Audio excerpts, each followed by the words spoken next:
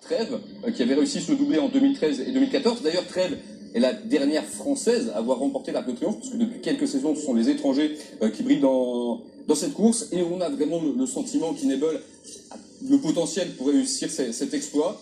L'an passé, à Chantilly, elle a été étincelante. C'est la première fois qu'on va la voir sur la piste de Paris-Longchamp aujourd'hui.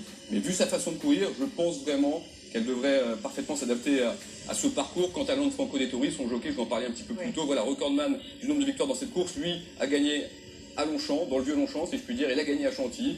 Donc lui, il n'y a pas de problème au niveau de l'aptitude à cette piste qui est quand même assez particulière et qui demande au jockey d'être assez fin tactiquement parlant. Là, vous voyez, Pierre-Charles Boudot, à l'image, c'est lui qui est le partenaire donc, de Wild Guest, dont on parlait un petit peu plus tôt, qui fait partie des belles chances françaises. Vous avez vu un cheval qui a une tête sympa avec une large liste en tête. Pas celui-là, lui c'est le leader, mais c'est un autre cheval aussi qui a une tête très sympa. Il s'appelle Talismanic et il fait partie donc de ces 3 chevaux présentés par André Fabre. André Fabre, c'est lui qui détient le record en tant qu'entraîneur en nombre de victoires. Il a déjà remporté 7 fois cette course et donc il a 3 atouts cette année, parmi lesquels ce Talismanic, vous le voyez au fond de l'image, il a 4 balsanes blanches, une large liste en tête blanche, il est vraiment très sympa. D'ailleurs, il a un petit fan club, il y a beaucoup de personnes qui le supportent parce qu'il est très beau comme cheval. Là, vous voyez qu'ils sont encore 2 en dehors des stalles. Ils sont un peu en retard. Un petit peu en retard, mais ça va pas tarder. Oui, c'est souvent le cas, mais on ne va plus tarder pour le départ de cette course qui s'annonce vraiment passionnante. 5 millions d'euros d'allocation au total pour le prix de l'Arc de Triomphe. C'est la course évidemment la plus richement dotée en France, l'une des plus richement dotées au monde. Elle s'est courue pour la première fois le 3 octobre 1920. Elle a à son palmarès bien les plus grands chevaux de l'histoire des courses, le champion italien Ribo qui avait réussi à remporter 2 fois cette épreuve dans les années 50, on a aussi Seamer qui a marqué l'histoire des courses, qui avait remporté cette course en 1965 en laissant à de nombreuses longueurs tous ses rivaux qui étaient pourtant de véritables champions. Trèves donc qui il y a quelques années a réussi le doublé. C'est une course qui est chargée d'histoire et une nouvelle page de l'histoire de cette course peut s'écrire aujourd'hui si Enable parvient à s'imposer. Vous voyez les tribunes, vous parliez de nombre de personnes, voilà, aux alentours de 50 000 personnes aujourd'hui à Paris-Longchamp pour assister à cette réunion qui est magnifique. D'ailleurs, autour de l'Arc de Triomphe, il y a beaucoup de belles courses. Il n'y a pas que l'Arc de Triomphe, il y a aussi beaucoup d'autres groupes. Gérald Mossé, à l'image, jockey français, qui a remporté la course en 90 avec Sonares, plus dans les stades Marion.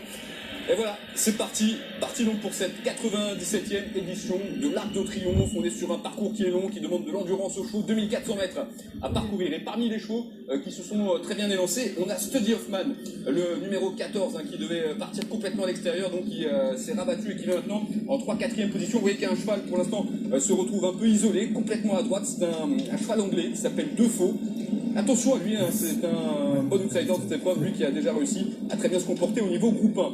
On va parler un peu plus de la favorite, Inable qui pour l'instant se retrouve à mi-peloton, plutôt enfermé mais pas de soucis. Vous voyez les 5-6e, donc c'est plutôt une bonne place que lui a donné en début de parcours son partenaire Lanfranco Dettori. C'est pour l'instant le 17 qui a l'avantage, Nelson qui est un énorme outsider. En 2e position, on a le numéro 3 Capri, vous voyez ce cheval gris qui est donc bien placé avec à son extérieur un autre cheval gris, le numéro 1 Defaux qui se trouve donc en 3-4e position alors que le japonais Clincher est bien placé le long de la corde, il est 4-5e.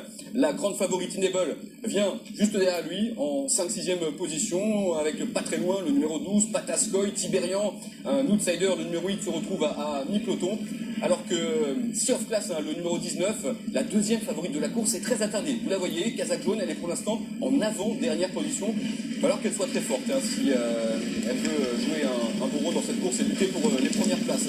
Les concurrents sont maintenant dans la descente. On a passé la montée sans problème pour tous ces chevaux. Vous voyez la descente, c'est un moment assez important. Il ne faut pas aller trop vite si on veut garder des ressources pour l'ultime ligne droite.